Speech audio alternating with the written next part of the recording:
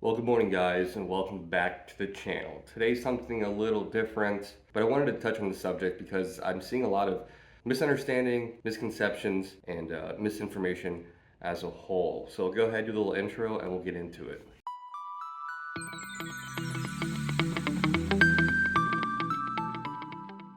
Alright guys, well, if you follow the channel, you know I'm in the middle of my garage renovation, but part 3 should be out next week at some point. Well, I've been following this story so closely since Monday morning because when I was in the Navy, I was on a submarine. I was an A-gang auxiliary man.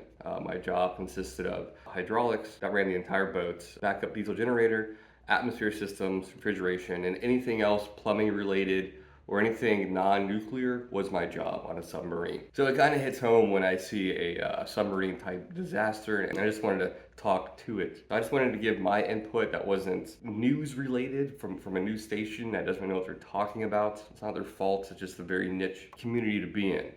And like I said, I've been following this story since Monday morning. If you've ever been underwater on some type of underwater craft, it can be pretty nerve-wracking if you're not used to it. My first time underwater was pretty scary. The first time I say dive, dive, I'm like, that's it. You're underwater for X amount of days or weeks. I just want to give my 2 cents and kind of speculate what I think happens and recovery and challenges if they're able to, and going forward in the private sector with commercial submarines, what this might mean for that industry.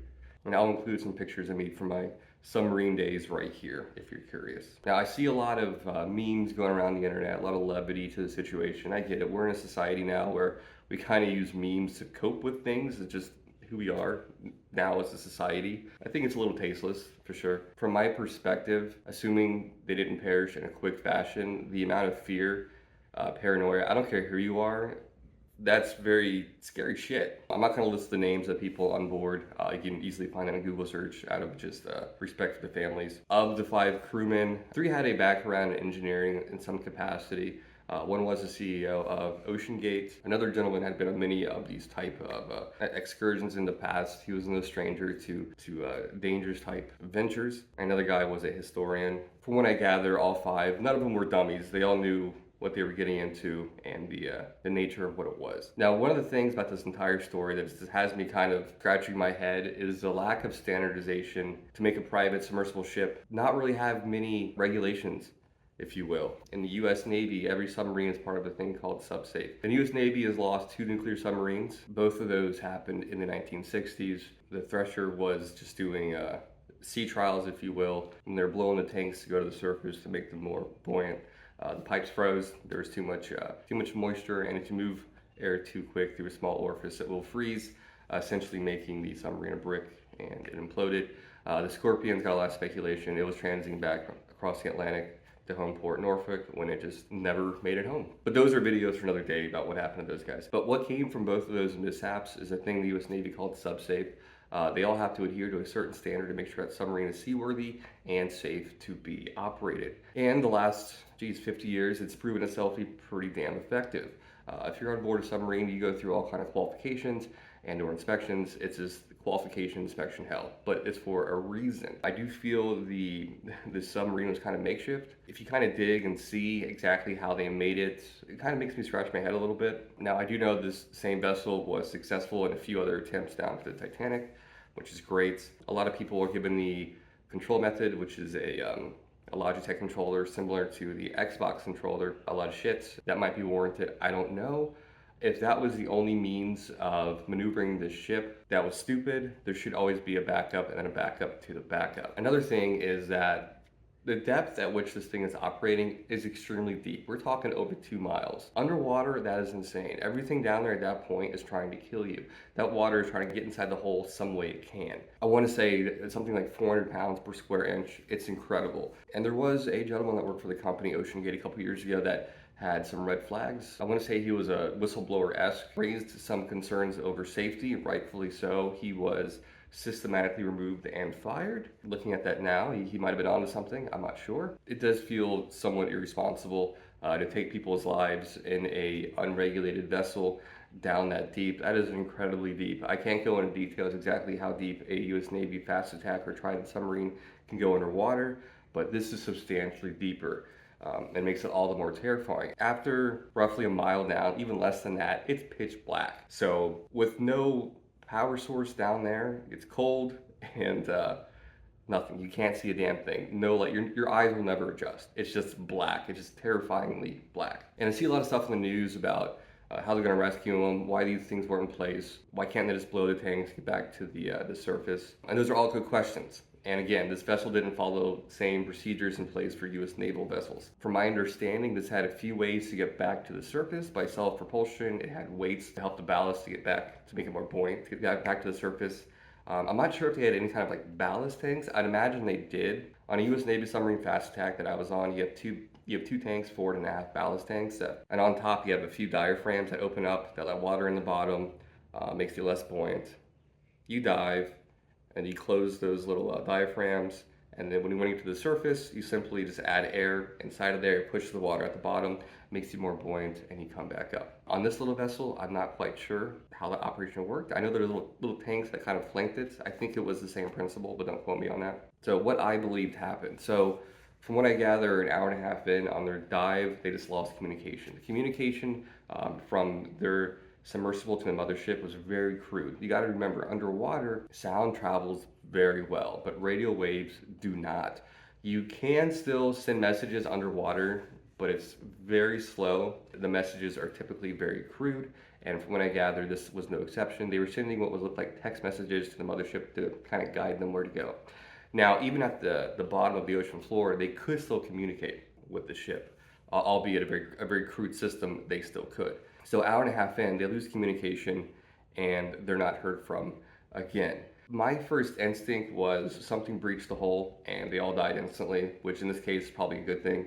There could have been a fire, and a fire will just eat your oxygen up in no time, and then you're just dead. It is what it is. And even if you send a message, before the time it got there, you got it out, it's too late.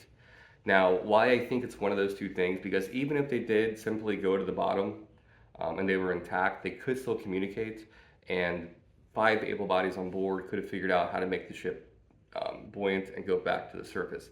There was, like I said, some contingencies in place. If it wasn't a hull breach or a fire and they didn't die right away, the third option it might be is that they are on the surface and they've been on the surface and the current in the North Atlantic is crazy. They might have been way down to the Titanic or close to it when they went up to the surface. If the tide's absolutely nuts, it easily, by the time they breached the surface, could have been 10, 20, 30 nautical miles away from where they expect them to be. That's a possibility. And now you're trying to find a little tiny vessel. It doesn't have any flares or anything. It's about the size of a minivan, grayish white in color, so it doesn't really stick out. By the time they figured out that this thing's not coming back up or not back where it's supposed to be, it could have drifted 40, 50, 60 nautical miles outside of the search zone. They could be on the surface right now, and unfortunately, you can't open this submersible from the inside. Another thing I feel is very irresponsible in the design of this. I understand what they were trying to do and make it extremely watertight and give really good integrity, but man, you gotta have a way to get out from the inside. That's my personal belief, you got to. So the 3 scenarios, either a fire or a hull breach, they died instantly, or they've been on the surface for the last few days and they have no way to get out or communicate, and they're simply just dying of asphyxiation from no oxygen, which is really unfortunate. Now, another thing in the sub community, if you are stranded at the bottom, one way to communicate that you're taught in sub school is what you've been hearing on the news. That's simply banging on the hull in certain intervals. They did report, the Coast Guard reported, they heard some banging on a hull. I'm not sure how, because the hull on the inside was fiberglass and then shielded with titanium, or maybe it's the other way around. And I don't know if they had any hammers or tools to bang on the inside. Using your fleshy hands is not going to work that well, but maybe they got creative. And why they waited 3 days to start doing that, I don't know. It could just be random sea noises. You hear a lot of weird stuff under the ocean, a lot. Most of it's biologic, but there's a lot of weird stuff you hear in the ocean. But it did give me a little bit of hope yesterday morning when I did hear that maybe they can triangulate on that sound. But again, that far down, it is so hard to rescue someone. It is unbelievably hard. Most vessels like the NR1, the Navy NR1, can only go down. It's a recovery vessel. We're talking 3,000 feet. That's it. And you're talking 5 times that depth. So it makes it very difficult. So they can use remote robotics to go down, find it, maybe attach something to it with an arm. That's very challenging.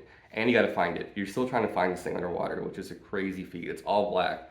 They do have certain sonar techniques where they can use sound and paint a picture. But again, you got to be at the right spot and know exactly what you're looking at. And it just makes it very, very challenging. So assuming they do find them, it's heavy. The thing weighs what, 15,000 pounds, 10,000 pounds. It's heavy. Even underwater, that's very heavy. You can attach a cable to it, tether it back up, if you will.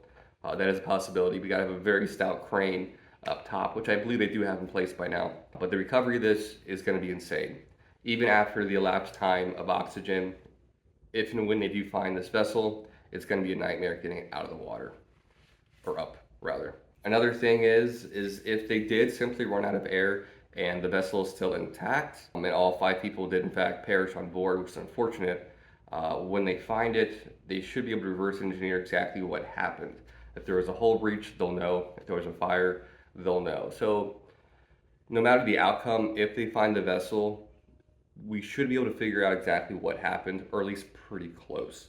Unless it imploded and just disintegrated. Also a possibility as well. I believe going forward, future missions like this in a commercial sector, I understand it's international waters. They can get away with a lot of stuff. That's kind of the loopholes they use to make this situation. I think countries as a whole will come together and make regulations much more stout. At least I would hope so.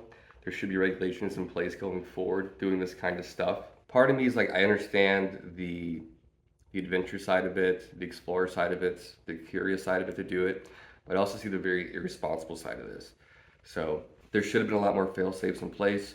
There should have been a tether to attach this thing all the way down on the cable. Why there wasn't, I don't know. Or at least some sort of long cable with some sort of floating device on top so you know exactly where the vessel is.